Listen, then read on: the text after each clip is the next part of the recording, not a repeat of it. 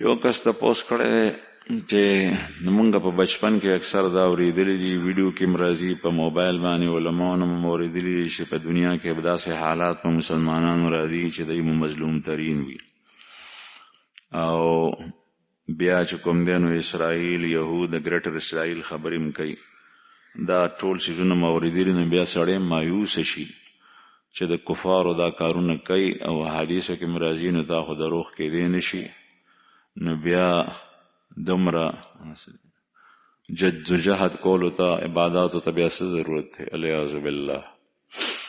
دا راځي خو دې سره سره کامیابی به د مؤمنانو په لاس کې وي. والعاقبة للمتقین. د دنیا د حالات به بدلیږي را بدلیږي.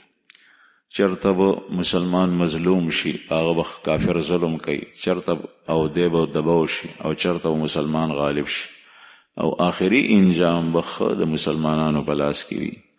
او مسلمان ته په دې حالاتو کې دا مایوسی ده، دا تا چې کومه خبره کړې ده چې د کوشش او محنت څه ضرورت دی د عمل کولو، دا به کې یو سړی ستا سر پرې کوي نو ته به هم ایمان نه پرېږدې او خپل دین او مذهب به نه پرېږدې، دا ستا امتحان دی.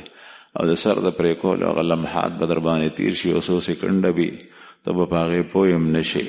لکه حدیث مبارک کې راځي چې شهید دومره درد محسوسوي لکه څنګه چې سړی میږی وچیچي. نو دا وخت کې به تا خدای پوهیږي نه چې ته په حق باندې په ایمان باندې ولاړې، په خپل دین د استقامت اختیار کړې.